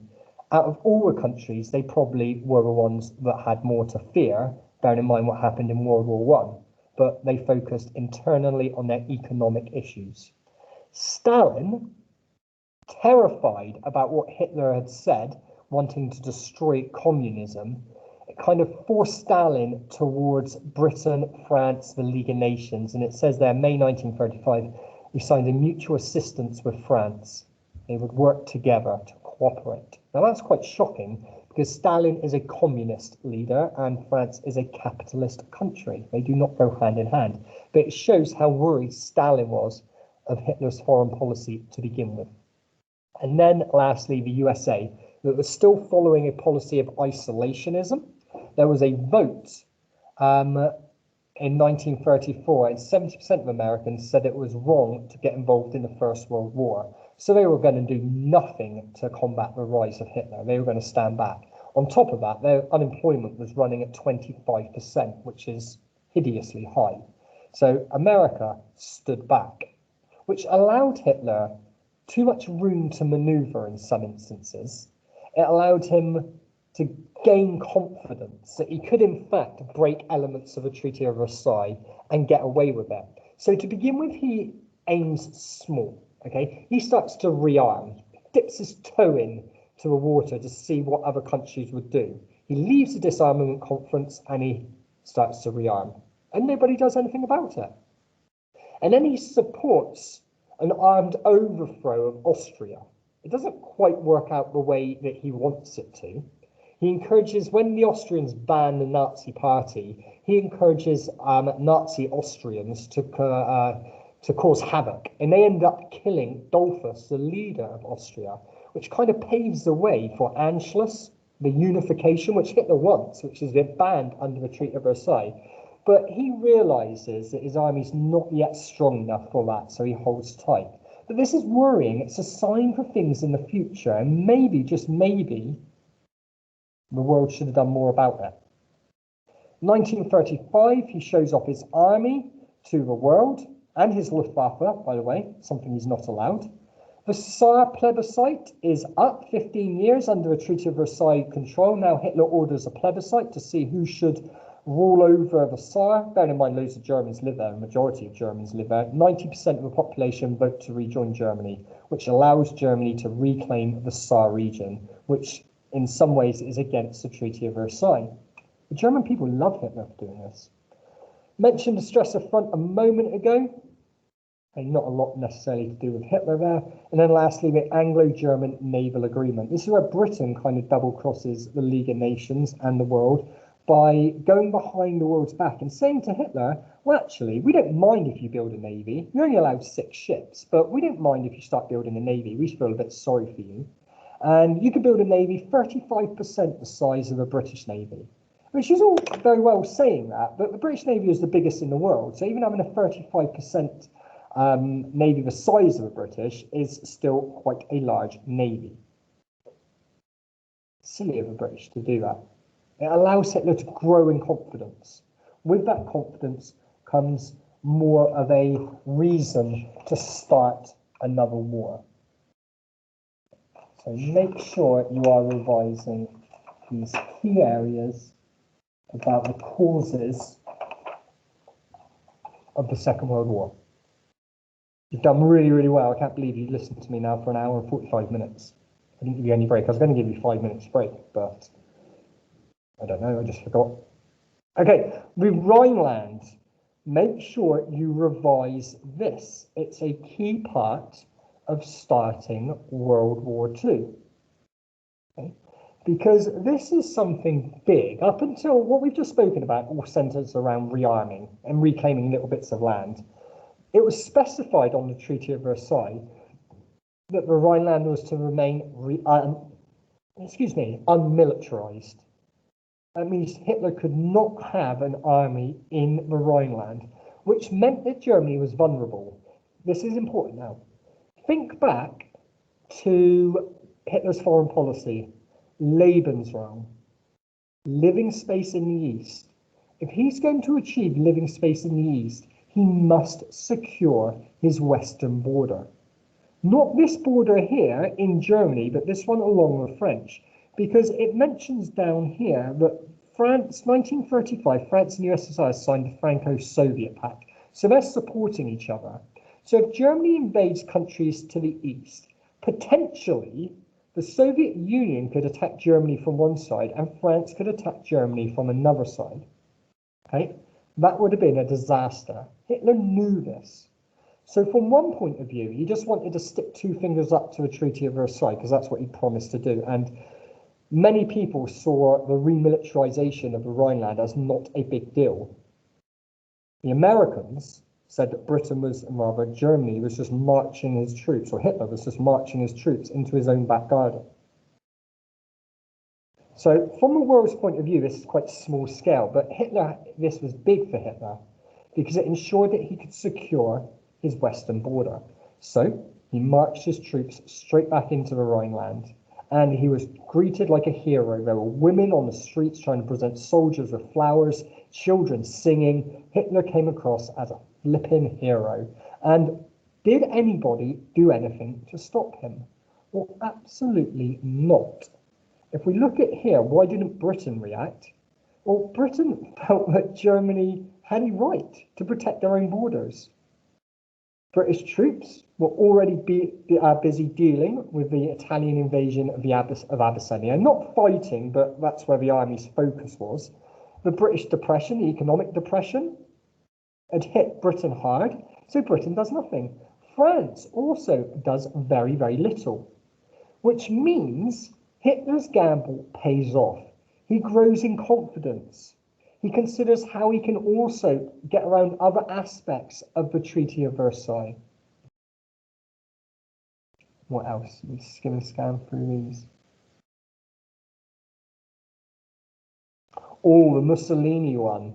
Because Britain and France had acted so indecisively, they had been so weak in stopping Hitler invading, not even invading, but remilitarizing the Rhineland, Mussolini decided to sign the Rome-Berlin Axis. Okay, they basically agreed to support each other. There were a few more kind of key stipulations which you don't really need to know. If you just remember, the Rome-Berlin Axis was signed after the reoccupation of Rhineland. That's significant for moving forward because remember, we've been trying to keep Mussolini on side, but here is now Hitler and Mussolini signing this pact together.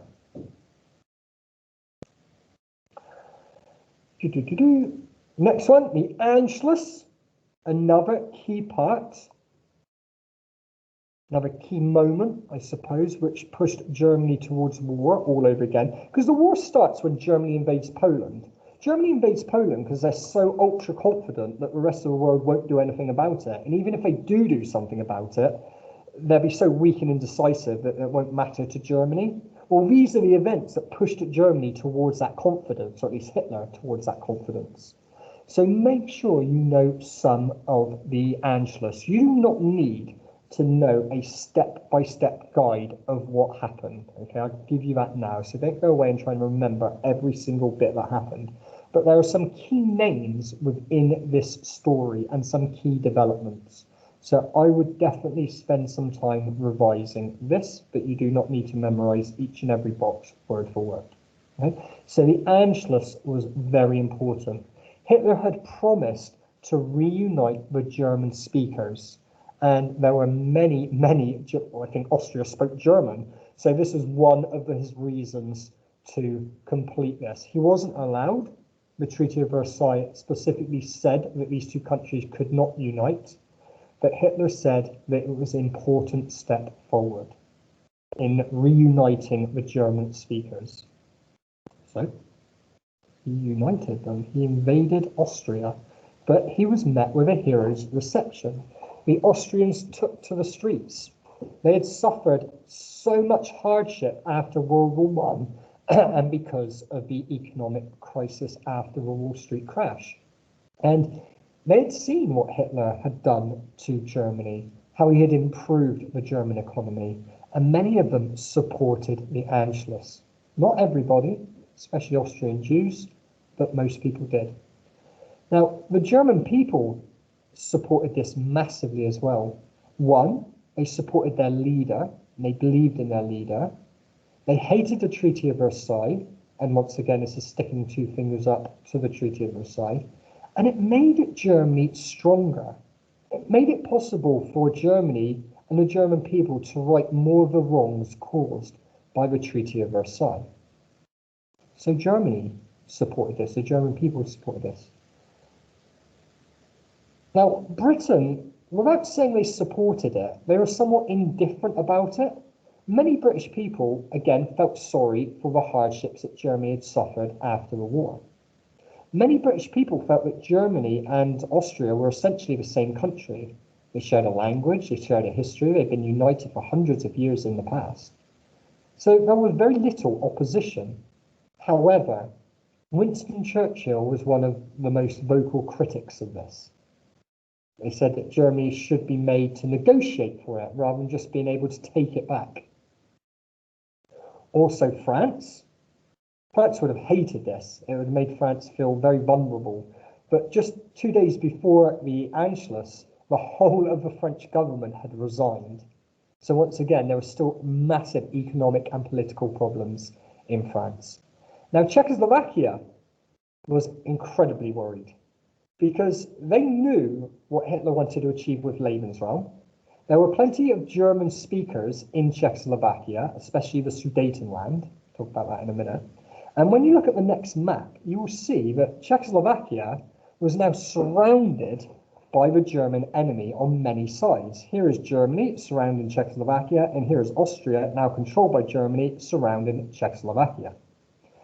So Czechoslovakia was quite understandably worried, and then Hitler made his next grasp for land. He said that he wanted control of the Sudetenland of Czechoslovakia. This is a sandy-coloured area here.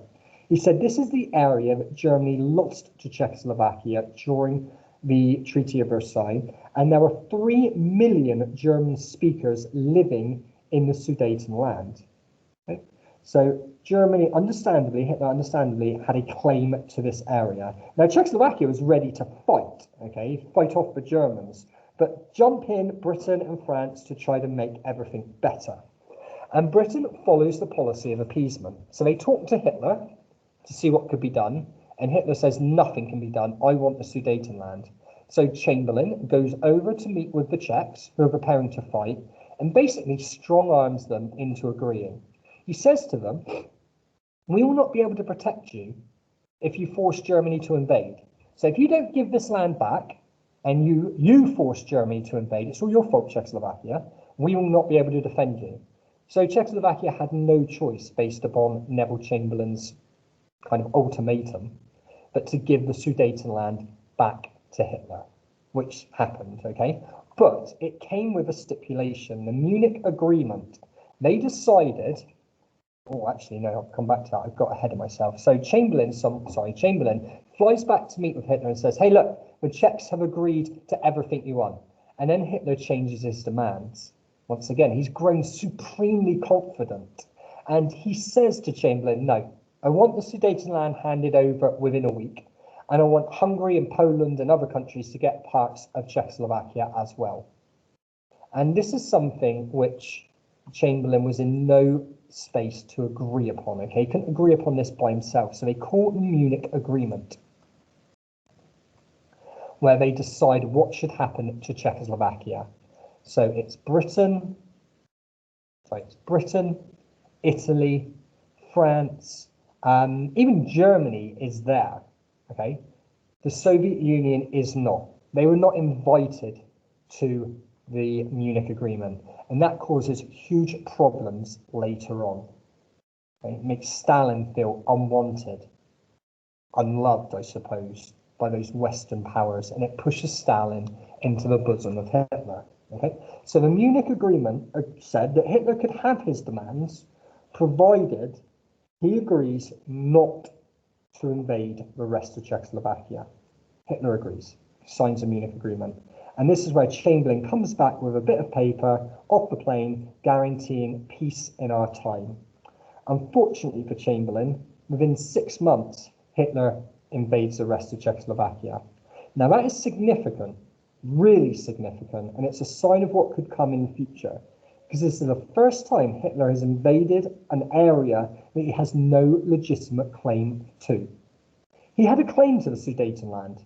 He had a claim to the Rhineland. He had a claim even for Anschluss, but not for the rest of Czechoslovakia. Okay, it's not German land, never was, and there are no German people living there. So his invasion of the rest of Czechoslovakia, breaking the the Munich Agreement, is very, very significant. It's a sign of things to come. And this forces Britain now to make a promise to Poland. Okay? If Germany touches you, we will declare war. But by this point, I don't think Hitler really cares about those sorts of promises. Now, the Nazi-Soviet Pact in itself is another important reason for the Second World War. By this point, Hitler is getting very confident. He's achieved Lebensraum in some instances. He's reunited some of the German speakers, but he has bigger plans for Europe. He wants to create an empire within Europe like Britain had created around the world. And Hitler was still very aware that Stalin had signed a mutual agreement with France. So if Hitler carries on his expansion westward and France decides to combat Hitler, then he might have to fight France on one side and Russia, the Soviet Union, on another side. So he embarks on a pact with the Soviets, called the Nazi-Soviet Pact, where they basically agreed to support each other and divide Poland in half. Hitler would get the eastern chunk and Stalin would get the western chunk. This way, he now knows that he can invade Poland, further establishing Lebensraum, without having to worry about being caught in a pincer movement between the French and the British and the Soviets on the other side. So this non-aggression pact, the Nazi-Soviet pact, was a very, very big deal in giving Hitler that final push towards invading Poland. And if you look at all these bullet points here, this is something that I would look over if I were you. It talks about why the USSR sided with Hitler. By this point, Stalin had lost faith in the Western powers. He was not allowed to join the League of Nations initially. Okay? He didn't believe that the League of Nations could protect the Soviet Union. Okay? The French did not stop Hitler's remilitarization of the Rhineland. So Stalin thought, well, if Hitler invades the Soviet Union, is the French going to be able to do anything about that? The policy of appeasement was seen as weak from Stalin. Stalin was not invited to the Munich Agreement, and he felt abandoned by those Western powers, amongst other reasons as well. Okay, so there's a few there that you need to be aware of. You don't need to memorize every single one. There's 1, 2, 3, 4, 5, 6, 7. There's not the 7 there. You don't need to remember all 7. If you remember 3 or 4 reasons why Stalin signed the Nazi-Soviet Pact, that's more than enough. But this is an important reason for the start of the Second World War. And that kind of ties in with what I just mentioned about why Stalin signed it. What was in it for Germany? I just mentioned that about Germany now could invade Poland without having to worry about being caught in a pincer movement between the Soviet Union and Britain and France on the other side. And I think that is just about it. Yes, the invasion of Poland, 1st of September 1939. In fact, it took Hitler invaded on the 1st of September, but we didn't declare war on Germany until 2 days later, on the 3rd of September, because we are still following that policy of appeasement. We've already said, Hitler, right, enough's enough. If you touch Poland, we will invade. We will declare war on you. Hitler calls our bluff, and we see a weakness even then. We say, oh, look, right, we don't want to start a war. Please, please, Hitler, leave. And by this point, Hitler does not care. So we are forced to declare war 2 days later on the 3rd of September. And that is a whistle-stop tour of the conflict and tension module. We have covered everything that is going to be on your mock exam, and I have given you, a few little pointers into what I think should be focused on more than other stuff. So, thank you so much. Have you got any questions, anything you'd like to ask before I dismiss you and then upload this to not show my homework, sorry, to YouTube. I'll post a link to show my homework to all of you, so you'll be able to see it. Okay. Now, we don't know when the mock exam actually is quite yet. It will be soonish, so make sure you do some quality revision over the half term. Focus, listen to this PowerPoint again, okay? There are clues on what you should be revising. Listen to it with a pause button, and when I give you a clue, go off and do that revision, okay? So, thank you, everybody. Try to have a bit of a rest as well, but also revise. Do well on this mock, and it's easy, isn't it? So, peace out, everybody. Thank you so much. It's good to see so many numbers. And yes, I will see you all soon. Okay, bye-bye. Thank you all for attending.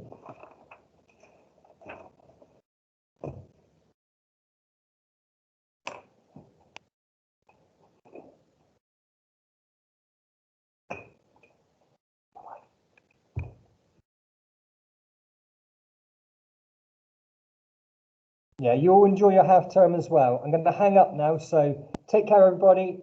See you soon.